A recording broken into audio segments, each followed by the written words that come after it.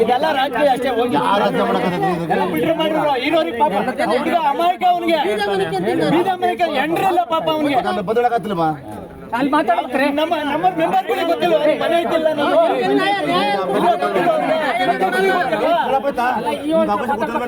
ನಮ್ಮ ಮೆಂಬರ್ಗೆ ಗೊತ್ತಿಲ್ಲ ಅವನಿಗೆ ಮನೆ ಐತಿಲ್ಲ ಅನ್ನೋದು.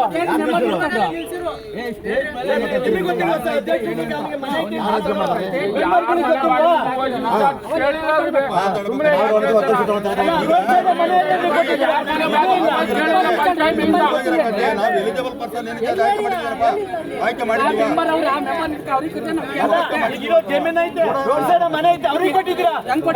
ಬಾಡಿಗೆ ಕಟ್ಟಿದ್ವಿ, ನಮಗೆ ಮನೆ ಐತೆ ಕೇಳಿ ನಮ್ಮೂರಿಗೆ ಬಂದು ಚೆಕ್ ಮಾಡಿಬಿಟ್ಕೊಡಿ, ಜಮೀನು ಬಿಟ್ಕೊಡಿ. 3 ಸಲ ಕೊಟ್ಟಿದ್ದೀವಿ ಸರ್, ನೆನ್ನೆ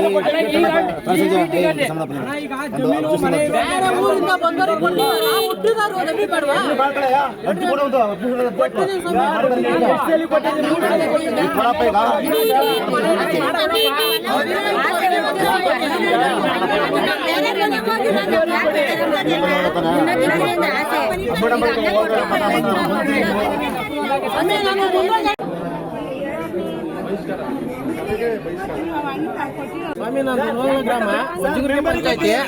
ನನ್ನ ಹೆಂಡತಿ ಮಕ್ಕಳು ಆಗಲೇ ಸುಮಾರು 10 ವರ್ಷದಿಂದ ಹೋಗಿ ಅವರು ತೋರ್ಮನೆ ಸೇರ್ಕೊಂಡವ್ರೆ. ನನಗೆ ಇರೋಕೆ ಜಾಗ ಇಲ್ಲ, ದೇವಸ್ಥಾನ ಮನೆಗೆ ಕಟ್ಟಾಕ್ತೀನಿ. ಬರೀ ಇರೋರಿಗೆ ಕೊಡ್ತಾರೆ ಹೊರತು ನಮ್ಮ ಪಂಚಾಯತಿ ಒಳಗೆ ನಮ್ಮಂತ ಅಮಾಯಕರಿಗೆ ಕೊಡ್ತಾ ಇಲ್ಲ. ಇದನ್ನ ನೀವು ಪರಿಶೀಲನೆ ಮಾಡಲೇಬೇಕು. ಈಗ ನೀವು ಹೇಳ್ತಾ ಇರೋದು ಸೈಟ್ ಹಂಚಿಕೆ ಕರೆಕ್ಟಾಗಿ ಆಗಿಲ್ಲ ಅಂತ. ನಾನು 20 ವರ್ಷದಿಂದ ಬಾಡಿಗೆ ಕಟ್ತಾ ಇದ್ದೀನಿ ಬೆಂಗಳೂರಾಗೆ. ನಮಗೆ ಮನೆಯೂ ಇಲ್ಲ, ಏನಿಲ್ಲ. ತಮ್ಮ ಹೆಸರು ಕೃಷ್ಣ ಅಂತ. ಯಾವ ಊರು? ಉಲ್ವಂಗ್ಲ ಕೃಷ್ಣಪ್ಪ. ಹೌದಾ? ಈಗ ನೀವು ಕಂಡಂತೆ ಹಂಚಿಕೆಯಲ್ಲಿ ಏನಾದ್ರು ಇದಾಗಿದೆಯಾ? ಜಮೀನು ಇರೋರು ರೋಡ್ ಸೈಡ್ ಮನೆ ಕೊಟ್ಟವ್ರೆ ಸರ್, ಅನ್ಯಾಯ ಆಗೈತೆ ನಮ್ಗೆ. ನಮ್ಗೇನು ಇಲ್ಲ.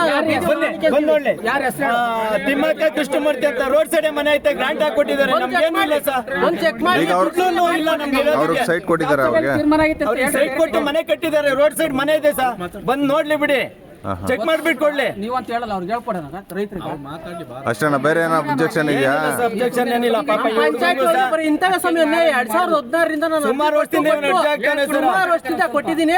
ಇಲ್ಲಿ ಬಂದವ್ರಿಗೆಲ್ಲ 100 ರೂಪಾಯಿ ಕೊಡೋದು, 200 ರೂಪಾಯಿ ಕೊಟ್ಟು ಎಲ್ಲ ಹಿಂಗೆಲ್ಲ ಇದು ಮಾಡ್ಕೊಂಡು ಹೋಗ್ತಾ ಇದ್ದೀನಿ. ಅರ್ಜಿ ಹಾಕಿದ್ರಾ? ಅರ್ಜಿ ಕೊಡ್ತಾಲೇ ಇದ್ದೀನಿ ಸೈಟ್ಗೆ. ಪ್ರತಿ ಸಲನು ಮನೆ ಬಂದಾವೆ ಅಂತ ಕೇಳ್ತಾರೆ, ಅವಾಗಲೂ ಬಂದು ಅರ್ಜಿ ಕೊಡ್ತಾ ಇದ್ದೀನಿ. ಯಾವತ್ತು ನನಗೆ ಇಂಥ ತಕ ನನಗೆ ಒಂದು ಅನುಕೂಲ ಮಾಡೇ ಇಲ್ಲ ಸ್ವಾಮಿ. ಸರಿ.